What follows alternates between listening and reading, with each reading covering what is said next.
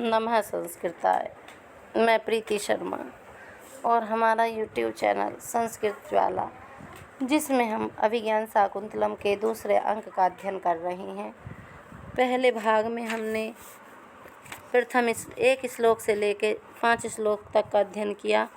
अब हम 6 श्लोक से लेकर आगे के श्लोकों का अध्ययन करेंगे। जिस किसी ने हमारे चैनल को सब्सक्राइब नहीं किया है वो सब्सक्राइब कर लें, लाइक कर लें और बेल आइकन बटन को दबा लें ताकि आपको क्रमवाइज वीडियो का नोटिफिकेशन प्राप्त होता रहे। अब राजा के कथन से शुरू होता है अभिज्ञान शाकुंतलम।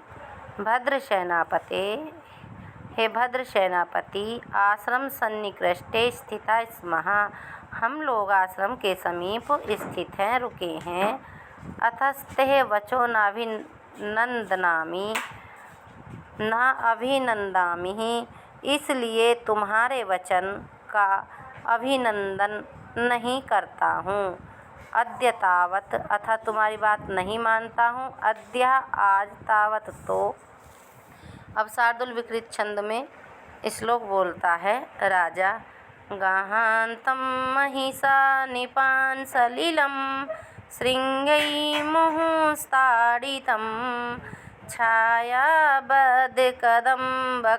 रघुकुलं रोमन्थम् अभ्यस्यतु विश्रब्धं क्रियतां वराहतिथिभिः मुस्ताक्षति पल्लवैः विश्रामं लभतामिदं च शिथिल ज्याबन्धम् अस्मद्धनुः।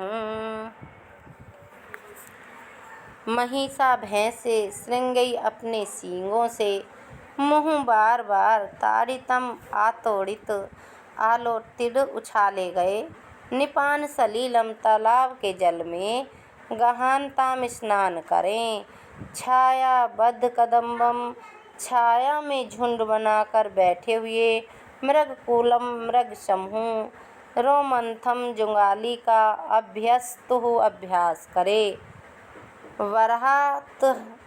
वराहति भी स्वरों की जो पंक्तियां हैं, तिथि भी पंक्तियां कतारें, विश्रब्धम विशंक भाव से, पल्लवे पोखरों में, मुस्ताक्षति क्रियताम नागरमोथा का उत्खनन करें। इदम यह अस्मत् हमारा, धनु धनुष्चा भी, शिथिल जया बंधम जिसकी डोरी, जिसकी प्रत्यंचा के बंधन शिथिल कर दिए गए हैं, ढीले कर दिए गए हैं, ऐसे शिथिल डोरी प्रत्यंचा वाला होकर विश्राम को लभताम प्राप्त करे। अब इसका अन्वय से अर्थ करते हैं। महिषा श्रृंगई मुहुताड़ितम, भैंसे सींगों से पुनः पुनः उछाले गए, निपान सलीलम गहांतम तालाब के जल में स्नान करें, छायाबद्ध कदम्बकम मृगकुलम रोमंथम अभ्यस्तु, छायादार झुंड, छाया में झुंड बनाकर, छायाबद्ध होकर झुंड बनाकर, कदम्ब मृगकुलम, कदम्बक झुंड को कहते हैं, झुंड बनाकर, मृगकुलम मृग समूह में, कुलम का अर्थ समूह होता है, तो मृग समूह में, रोमंथम जुंगाली का अभ्यस्तु अभ्यास करे, छाया में झुंड बनाकर स्थित मृग समूह जुंगाली का अभ्यास करे। और फिर कहते हैं कि वराहत तिथि भी विश्रब्धम पल्लवे मुस्ताक्षति क्रियताम, जो वराहत तिथि भी है, जो स्वरों की जो पंक्तियां हैं, विश्रब्ध होकर, निर्भय होकर, पल्लवे मुस्ताक्षति क्रियताम पोखरों में, जंगली गड्ढों में नागरमोथा को उखाड़े। ईदम अस्मत् धनु च शिथिल जया बंधम, और यह जो हमारा धनुष है यह शिथिल डोरी वाला होकर विश्राम लभ्यताम विश्राम को प्राप्त करे। अब इसमें शार्दूल विकृत छंद था और इसमें टिप्पणी बताया कि भैंसे तालाब आदि में घुसकर अपने सींगों से बार बार जल को उछालते हैं, उनका यह स्वभाव है। घास आदि चारा खाकर जब पशु आराम से बैठते हैं तब वे उसे पेट से खींच खींच कर मुंह में लाते हैं तथा ठीक से चबाते हैं। पशुओं की इस क्रिया को रोमंथ या जुगाली करना कहते हैं। राजा के शिकार से विरत हो जाने पर निर्भय होकर महिष, मृग, सुअर आदि स्वेच्छापूर्वक आहार विहार करें, यह राजा के कहने का अभिप्राय है। अर्चनीय आचार्य मम्मट ने अपने काव्य प्रकाश में इस श्लोक को परिक्रमभंग के दोष के उदाहरण के रूप में उद्धृत किया है। प्रथम पद में गहान्ताम और द्वितीय चरण में अभ्यस्तु इन कर्तृवाच्य की क्रियाओं का प्रयोग है, पर तृतीय चरण में क्रियताम इस कर्मवाच्य क्रिया का प्रयोग किया गया है, अतः क्रम का भंग होने से परिक्रमभंग दोष है। आगे सेनापति कहता है, यत प्रभव विष्णवे रोचते, जो महाराज को अच्छा लगे। प्रभव विष्णवे का अर्थ होता है महाराज, जो महाराज को अच्छा लगे राजा। तेन ही निवर्त्य पूर्वगतान वनग्राहिणा, जो पहले जो भेजे गए हैं, तेन ही निवर्त्य जो निकल गए हैं, जो पहले भेज दिए गए हैं, पूर्वगतान पूर्व में चले गए हैं, वनग्राहिणा वन को उन्हें लौटा लाओ। पहले भेजे गए हुए वन घेरने वालों को लौटा दो। यथा न में सैनिकास्तपोवनम उपरुन्धति तथा निषेधव्यः, जिस प्रकार में मेरे जो मेरे सैनिक हैं वो तपोवनम उपरुन्धति, तपोवन में विघन ना करें, जिस प्रकार मेरे सैनिक तपोवन में विघन ना करें, तथा निषेधव्यः पश्य, वैसा उन्हें रोक दो, अर्थात सैनिकों को आदेश दे दो कि वे तपोवन में कोई विघन पैदा ना करें। पश्य और देखो। फिर श्लोक बोलते हैं, ये आर्या छंद में नहीं, उपजाति छंद में है। उपजाति छंद में राजा बोलता है श्लोक, संप्रधानेषु तपोधनेषु गूढ़ं हि दात्मकमस्ति तेजः, स्पर्शानुकूल इव सूर्यकान्तः, तत् अन्यतेजोभिभवात्वमन्तिः। संप्रधानेषु तपोधनेषु गूढ़ं हि दहात्मकमस्ति तेजः, स्पर्शानुकूल इव सूर्यकान्तः, तत् अन्यः तेजो अभिभवात्वमन्तिः। संप्रधानेषु शांति प्रधान, तपोधनेषु तपस्वियों में, दहात्मकम भस्म कर देने वाला, गूढ़म गूढ़ तेज जो छुपा हुआ गुप्त रूप से, तेज अस्ति रहता है, ही क्योंकि स्पर्शानुकूल स्पर्श करने योग्य, सूर्यकांति सूर्यकांत मणियों के समान, अन्य तेजो अभिभवात दूसरे के तेज से तिरस्कृत होने पर, तस उस तेज को वमंती उगलते हैं, प्रकट करते हैं, अर्थात दूसरे के तेज से तिरस्कृत होने पर उनका तेज अपने आप प्रकट हो जाता है। अब इसका अन्वय से अर्थ जान लीजिए। संप्रधानेषु तपोधनेषु दाहात्मकम गूढ़म तेजः अस्ति, शांति प्रधान तपस्वियों में भस्म कर देने वाला गुप्त छिपा हुआ तेज रहता है, ही क्योंकि स्पर्शानुकूल सूर्यकांतः, स्पर्श करने योग्य सूर्यकांत मणियों के इव समान, अन्य तेजो अभिभवात तत्वमन्ति, वे तपस्वी दूसरे के तेज से तिरस्कृत होने पर अपने उस तेज को प्रकट करते हैं। इसमें उपमा भी है और इसमें काव्यलिंग अलंकार भी है, उपजाति छंद है और सूर्यकांतिक मणि है। सामान्य अवस्था में वह दृश्य है, स्पर्श्य है, उसका स्पर्श नहीं किया। सामान्य अवस्था में तो सूर्यकांत मणि का स्पर्श हम कर सकते हैं, किंतु जब सूर्य की उस पर किरणें पड़ जाती हैं तो उसमें अग्नि निकलने लगती है, उसका स्पर्श करना संभव हो जाता है। इसी प्रकार सामान्य स्थिति में शांत होने पर, मुनिगण को छेड़ने पर, तिरस्कृत करने पर कुपित हो जाते हैं। इस बिंदु को दृष्टिगत कर मुनियों को कुपित करना हानिकारक है, यह राजा के कहने का अभिप्राय है। सेनापति यत् आज्ञाप्यति स्वामी, महाराज जो आज्ञा देते हैं कार्य उसी के अनुसार होगा। विदूषका ध्वंसतां तः उत्साहव्रतांतः, तुम्हारी जो मृग्या के प्रति उत्साह की बातें हैं वो नष्ट हो गई। कौन कहता है? विदूषक। किससे कहता है? सेनापति से। फिर निष्क्रांतः सेनापति, फिर सेनापति निकल जाता है। राजा कहता है परिजनम विलोक्य, सेवक वर्ग को देखकर, अपन्यंतु भवतो मृग्यावेशम, आप लोग मृग्या जो शिकार खेलने का जो वेश है, कपड़े वेशभूषा है, उसको उतार दो। रैवतक तुम अपि स्वनियोगम अशून्यम कुरु, तुम भी अपने काम नियोग को पूरा अशून्य करो।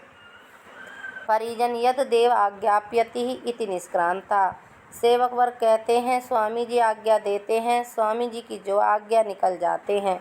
विदूषक कहता है कृत भवता निर्मक्षिकम, आपने इस स्थान को मक्खियों का शून्य स्थान एकांत बना दिया। सांप्रातम एतमस्मिन् पादपचछाया विरचित वितांसनाथे शिलातले निषीदतु भवान, अब आप संप्रति इस प्रकार, अब आप तस्मिन इस पादपचछाया विरचितम, वृक्ष की छाया से निर्मित, वितांसनाते वितान से युक्त, शिलातले इस शिलाखंड पर, निषीदतु बैठें, यावत अहम अपि सुखासीनो भवामि, जिससे मैं भी सुखपूर्वक बैठ जाऊं। फिर राजा कहता है गच्छाग्रतः, आगे चलें। विदूषक कहता है एतु भवान इति उभयो परिक्रम्य उपविष्टौ, आप आइए, दोनों घूम कर बैठ जाते हैं। राजा कहता है माधव्य अनवाप्त चक्षु फलो असि, येन त्वया दर्शनीयम न दृष्टम। राजा कहता है माधव से, विदूषक से, अनवाप्त चक्षु फलो अस्मि, तुमने नेत्रों का फल नहीं पाया है। येन त्वया दर्शनीयम न दृष्टम, तुमने देखने योग्य वस्तु को नहीं देखा है। विदूषक कहता है ननु भवान अग्रतो में वर्तते, नेत्रों का फल क्यों नहीं पाया? आप तो मेरे सामने ही हैं, आप तो मेरे स्वामी हैं। भाई जो राजा उसके अनुकूल है तो उससे बड़ा और क्या फल होगा उसके लिए। राजा कहता है सर्वकांतम आत्मीयं पश्यति, सभी लोग अपने व्यक्ति को सुंदर समझते हैं। अहम तुम ताम आश्रम ललाम भूता शकुंतलाम अधिकृत्य ब्रवीमि, मैं तो ताम उस शकुंतला को आश्रम ललाम भूताम, आश्रम की अलंकार भूत उस शकुंतला को अधिकृत्य ब्रवीमि, लक्ष्य करके कह रहा हूँ। विदूषक कह रहा है स्वगतम, अपने मन में, अस्यावसरम न दास्ये, अच्छा भवतुः, अच्छा अस्यावसरम न दास्ये, मैं इनको अवसर नहीं दूंगा। प्रकाशम, प्रकट रूप में, भो वयस्य, हे मित्र, ते तापस कन्यका अभ्यर्थनिया दृश्यते, तुम तपस्वी की कन्या के इच्छुक दिखाई दे रहे हो। राजा कहता है सखे, हे मित्र, न परिहार्य वस्तूनि पूर्वाणाम मनः प्रवर्तते, परित्याज्य वस्तुओं पर पूर्ववंशियों का मन प्रवृत्त नहीं होता है। और फिर श्लोक बोलता है राजा, 8वें नंबर का श्लोक है। और ये जो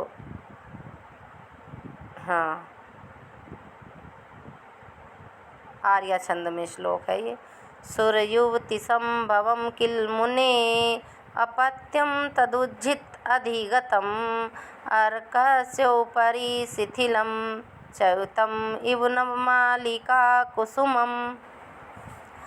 शिथिलम, शिथिल, अर्कस्य, आक मंदार के ऊपरी ऊपर, च्युतम, गिरे हुए, नवमालिका कुसुमम इव, चमेली के पुष्प की भांति, तत् वह, मुने, मुनि की, अपत्यम, संतान, किल, निश्चय ही, सुरयुवति संभवम, सुरयुवती मेनका अप्सरा की पुत्री, उज्जिताधिगतम, छोड़ी जाने पर प्राप्त हुई है। अब इसका अन्वय से अर्थ जान लीजिए।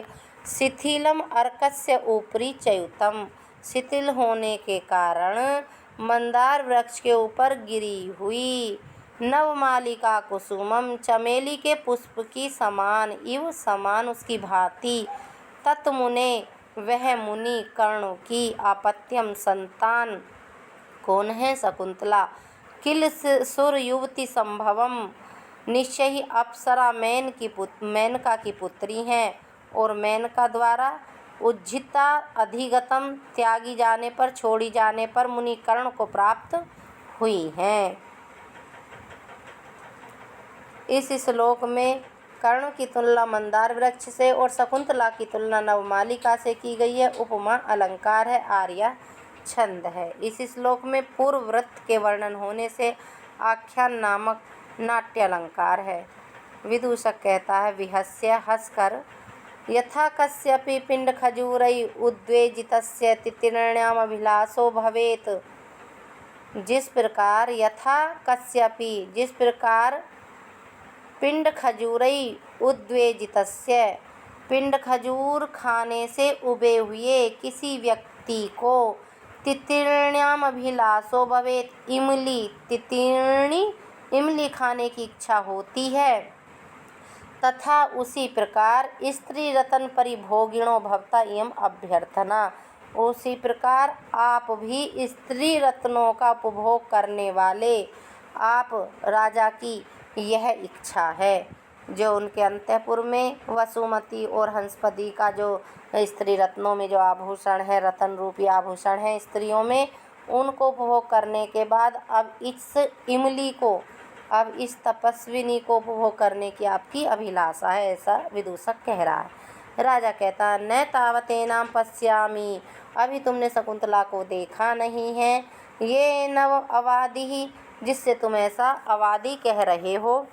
विदूषक कहता है, तत्खलु रमणीयम यत भवतो अपि विस्मयम उत्पाद्यति, यत तत्खलु वह निश्चय ही, रमणीयम यत रमणीय होगी, भवतो अपि जो आपको भी, विस्मयम उत्पाद्यति आश्चर्य युक्त कर रही है, निश्चय ही वह रमणीय होगी जो आपको भी आश्चर्य युक्त कर रही है। राजा कहता, वयस्य हे मित्र किम बहुना, अधिक कहने से क्या। और श्लोक बोलता है वसंतिल का छंद में, नौमा, चित्रे निवेश परिकल्पित सत्वयोगः रूपोपचयेन मनसा विधिना कृतानु, स्त्री रत्न सृष्टि अपरा प्रतिभाति सा मे, धातुर्विभुत्वमनुचिन्त्य वपुश्च तस्याः। चित्रे निवेश्य परिकल्पित सत्वयोगः रूपोच्चयेन मनसा विधिना कृतः नु, स्त्री रत्न सृष्टि अपरः प्रतिभाति सा मे, धातुर्विभुत्वमनुचिन्त्य वपुश्च तस्याः। अब इसके शब्दार्थ जान लीजिए। धातु विधाता की, विभुत्वम सृष्टि शक्ति निर्माण सामर्थ्य च, और तस्य शकुंतला के वपुः शरीर को अनुचिंत्य विचार कर मैं मुझे सा वह विधिना विधाता के द्वारा चित्र में निवेश्य बनाकर चित्रित कर, परिकल्पित सत्वयोग उसमें प्राणों का संचार कर, जीवन डालकर, मन सहानु मानो मन के द्वारा, रूपोच्चयन सौंदर्य समूह से, कृतः निर्मित रचित बनाई गई, अपरहा विलक्षण अद्वितीय है, स्त्री रतन सृष्टि स्त्री रतन की रचना प्रतिभाति प्रतीत होती है। अब अन्वय से अर्थ जान लीजिए इसका। धातुर्विभूत्यम तस्य वपु च अनुचिन्त्यम में सा विधिनः, विधाता ब्रह्मा की सृष्टि शक्ति, विभूत्यम जो सृष्टि शक्ति है, जो निर्माण की सामर्थ्य है, तस्या वपु उसका शरीर, शकुंतला के शरीर को, अनुचिंत्य विचार करके, मैं मुझे सा वह शकुंतला, विधिना विधाता के द्वारा, चित्रे निवेश्य चित्र में बनाकर, विधाता ब्रह्मा की सृष्टि शक्ति और उस शकुंतला के शरीर को विचार करके, मुझे वह शकुंतला विधाता के द्वारा चित्र में बनाकर, परिकल्पित सत्वयोगः तब उसमें प्राणों का संचार कर, जीवन डालकर, मनसः मानो मन के द्वारा, नु रूप उच्चैन कृतापरा स्त्री रतन सृष्टि प्रतिभाति मन के द्वारा सौंदर्य समूह से निर्मित बनाई गई विलक्षण अद्वितीय स्त्री रत्न की रचना प्रतीत होती है। इस श्लोक में विधिना कृतानु संधि अलंकार है और काव्यलिंग भी मानते हैं कुछ लोग इसमें। उत्प्रेक्षा अतिशयोक्ति भी हैं, वसंतिल का छंद है। अभिदूषक कहता है यत एवं प्रत्यादेश इदानीम रूपवती नाम, यदि ऐसा है तो अब सभी रूपवती स्त्रियों की निराकृति है, अर्थात शकुंतला से उसके लावण्य के कारण सभी सुंदरियां तिरस्कृत हो गई हैं। राजा कहता इदम च मे मनसि वर्तते, और मेरे मन में यह आता है कि, अब ये श्लोक जो हमारा शिखरणी छंद में है, रसैरोद्रै छिन्ना यमनस भलग शिखरिणी, अनाघ्रातं पुष्पं केसलयमलूनं कररुहै, अनाविद्धं रत्नं मधुनवमनास्वादितरसम्, अखण्डं पुण्याना फलमिव च तद्रूपमनघं, न जाने भोक्तारं कमिः समुपस्थास्यति विधिः। जो तीसरे चरण में आया है तद्रूपम अनघम, सब इसी के विशेषण हैं। उसका रूप कैसा है?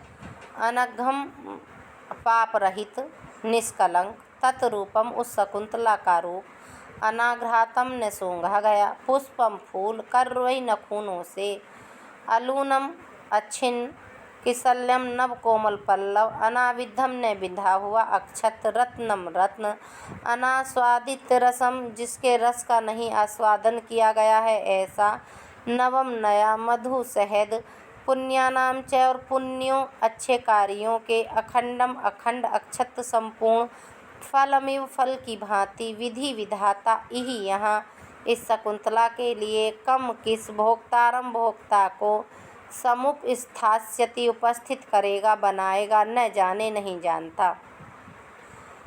अब अन्वय से अर्थ जान लीजिए। अनघम तत्रूपम अनाघ्रातम पुष्पम, उस शकुंतला का निष्कलंक सौंदर्य रूप, किसी के द्वारा अनाघ्रातम पुष्प ने सूंघा गया हुआ फूल है। कररुहई अलूनम किसल्यम, और नखूनों से, कररुहई नखूनों से अच्छिन्न, अलूनम किसल्यम अच्छिन्न न भिधा हुआ नव पल्लव है, न छेदा गया नव पल्लव है, अनाविद्धम रत्नम न बिंधा हुआ रत्न है, अनास्वादितम रसम नवम मधु, और जिसके रस को नहीं चखा गया है ऐसा नया ताज़ा मधु है, रस है। पुण्यानाम च अखंडम फलम इव, और पुण्यों के अक्षत संपूर्ण फल के समान है। इव विधि विधाता की, इही यह, कम किस, भोक्तारम समुपस्थास्यति भोक्ता को उपस्थित करेगा, अर्थात किसको इसका उपभोक्ता बनाएगा, न जाने, मैं नहीं जान पा रहा हूँ। अब जो ये दिया है अनाघ्रातम पुष्पम तद्रूपम अनघम, और किसल्यम अलूनम करारुहई तद्रूपम अनघम, सब इसी के विशेषण हैं। अनारुद्धम रत्नम तद्रूपम अनघम, मधु नव मना रसास्वादित रसम तत् रूपम अनघम, अखंडम पुण्यम फलमिव तद्रूपम अनघम, सब इसके विशेषण हैं। यहाँ शकुंतला के रूप की उपमा अनाघ्रात पुष्प, अनाघ्रातम पुष्पमिव, अलूनम किसल्यमिव, अनाविद्धम रत्नमिव, नव मधु, अनास्वादित रसम नवम मधु इव, यहाँ पुण्यों के खंड फल, पुण्यानाम खंडम फलमिव से की गई है। इव शब्द का सबके साथ संयोग होने से कई उपमाओं के कारण मालोपमा नामक अलंकार है जो मालाओं की तरह पिरो गया है। मालो उपमा यत एकस्य उपमानम बहुदृश्यते, उक्त सभी विशेषणों के साभिप्राय होने से परिकर अलंकार भी है, शिखरणी छंद है। इस श्लोक में शोभा नामक नाई का अलंकार है। 10 रूपक में शोभा का लक्षण दिया है। शोभा अलंकार का रूप यौवन ललायित्य भोगाद्यै अंगभूषणम शोभा प्रोक्तः। न जाने भोक्तारम सुंदर स्त्री की प्राप्ति भाग्यवान को ही होती है। अधर मधुर वधूनाम भाग्यवंता पिबन्ति ही। इस श्लोक में अनेक औपम्य विधान के द्वारा शकुंतला के अति पावन हृदय लावण्य अतिशय का द्योतन होता है। अखंड पुण्य फलम को छोड़कर अन्य सभी मूर्त प्राकृतिक उपमान पुष्प, किशल्य, रत्न, मधु आदि प्रकृति कन्या शकुंतला के प्राकृतिक नैसर्गिक सौंदर्य की अभिव्यंजना के लिए प्रयुक्त है। इन उपमाओं में क्रमशः अनाघ्रात, अलून, अनाविद्धम, अनास्वादित रस ये विशेषण क्रमशः शकुंतला लावण्य का आकर्षता, मनोहरता, नितांत कोमलता, पावनता, निष्कलंकता, निर्दोषता, सरसता, परिभोग योग्यता आदि अप्रतिम विशेषताओं की अभिव्यंजना कराते हैं। अतः यहीं अब रोकते हैं वीडियो को। नमः संस्कृताय। सभी को सुनने के लिए बहुत बहुत धन्यवाद।